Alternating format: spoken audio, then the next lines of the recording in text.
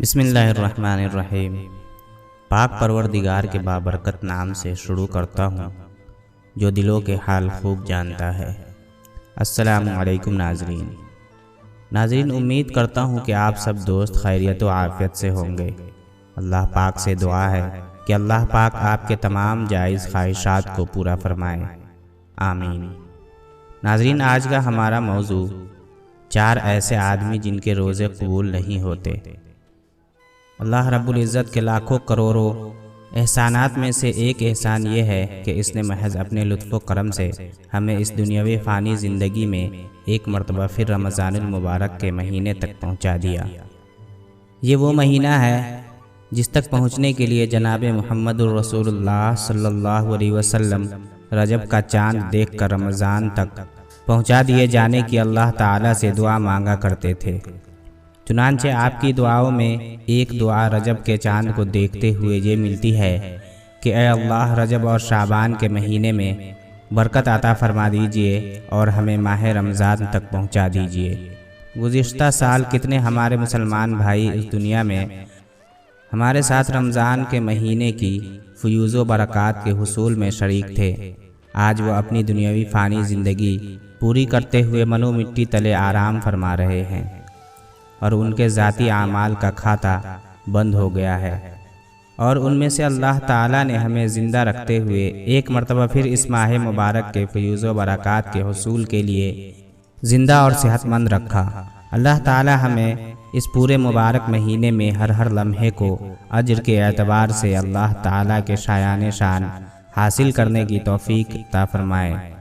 یوں تو وقت کے اعتبار سے یہ مہینہ سال کے 12 مہینوں ہی کی طرح ہے۔ اس میں بھی اسی طرح 24 گھنٹے کے دن اور رات ہوتے ہیں جیسے دیگر مہینوں میں پائے جاتے ہیں، لیکن اس ماہ مبارک میں مسلمانوں کو ان کے اعمال صالحہ پر مقدار کے اعتبار سے ایک ایک عمل پر جتنا اجر ملتا ہے وہ سال کے دیگر مہینوں میں نہیں پایا جاتا۔ حق تعالی شانہ رمضان شریف میں روزانہ افطار کے وقت ایسے 10 لاکھ آدمیوں کو جہنم سے خلاصی مرحمت فرماتے ہیں جو جہنم کے مستحق ہو چکے ہوتے ہیں۔ اور جب رمضان کا آخری دن ہوتا ہے تو یکم رمضان سے آخری رمضان تک جس قدر لوگ جہنم سے آزاد کیے گئے ہوتے ہیں ان کے برابر اس ایک دن میں آزاد فرماتے ہیں۔ اور جس رات شب قدر ہوتی ہے تو اس رات حق تعالی شانہ حضرت جبرائیل علیہ السلام کو زمین پر اترنے کا حکم فرماتے ہیں۔ وہ فرشتوں کے ایک بڑے لشکر کے ساتھ زمین پر اترتے ہیں۔ ان کے ساتھ ایک سبز جھنڈا ہوتا ہے جس کو کعبہ کے اوپر کھڑا کرتے ہیں۔ حضرت جبرائیل علیہ السلام کے 100 بازو ہیں جن میں سے 2 بازو صرف اسی ایک رات میں کھولتے ہیں، جن کو مشرق سے مغرب تک پھیلا دیتے ہیں۔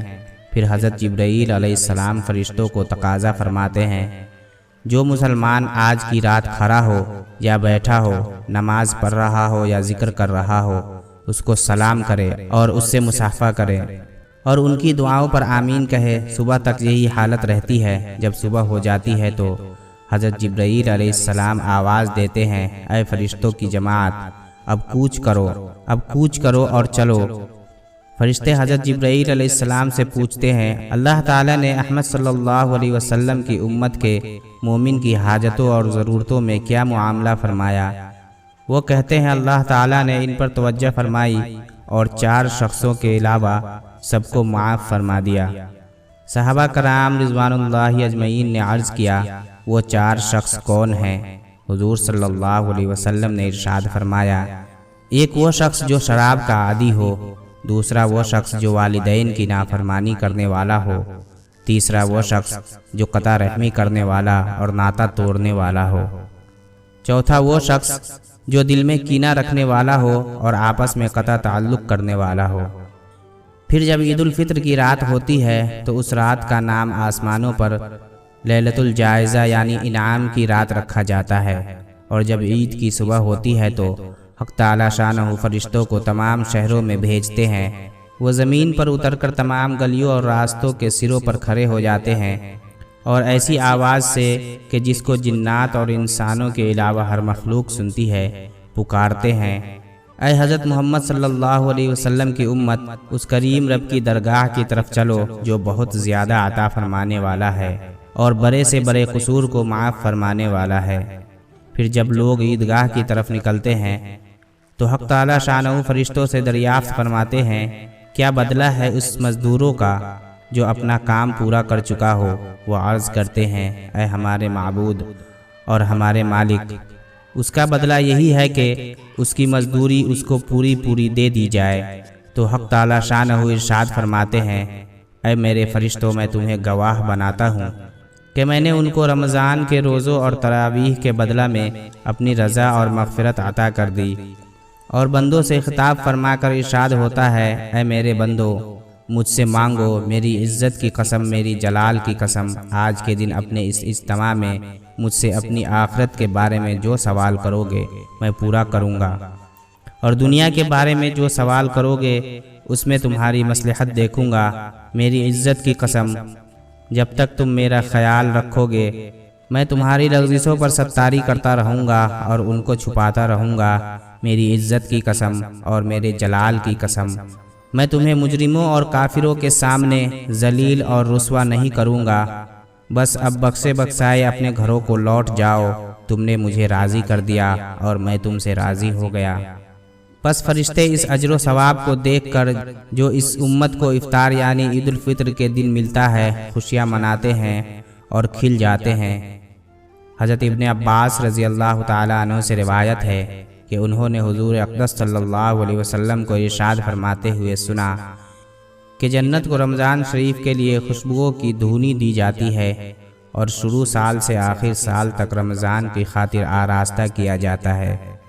بس جب رمضان المبارک کی پہلی رات ہوتی ہے تو عرش کے نیچے سے ایک ہوا چلتی ہے جس کے جھونکوں کی وجہ سے جنت کے درختوں کے پتے اور کواروں کے حلقے بجنے لگتے ہیں، جس سے ایسی سریلی آواز نکلتی ہے کہ سننے والوں نے اس سے اچھی آواز کبھی نہیں سنی۔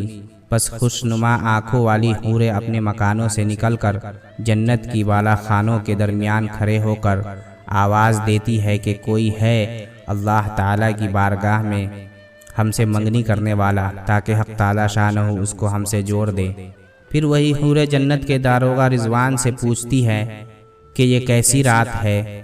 وہ یہ کہہ کر جواب دیتے ہیں کہ رمضان شریف کی پہلی رات جنت کے دروازے محمد صلی اللہ علیہ وسلم کی امت کے لیے کھول دیے گئے۔ حضور صلی اللہ علیہ وسلم نے فرمایا کہ حق تعالی شانہ رضوان سے فرما دیتے ہیں کہ احمد مجتبیٰ صلی اللہ علیہ وسلم کی امت کے روزہ داروں پر جہنم کے دروازے بند کر دے، اور جبرائیل علیہ السلام کو حکم ہوتا ہے کہ زمین پر جاؤ اور سرکش شیاطین کو قید کرو اور گلے میں توق ڈال کر دریا میں پھینک دو کہ میری محبوب صلی اللہ علیہ وسلم کی امت کے روزوں کو خراب نہ کریں۔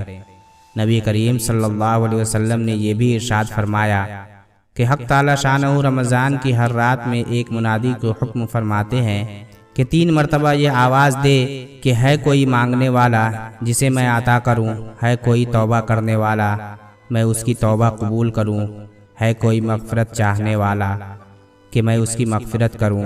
کون ہے جو غنی کو قرض دے، ایسا غنی جو نادار نہیں، ایسا پورا ادا کرنے والا جو ذرا بھی کمی نہیں کرتا۔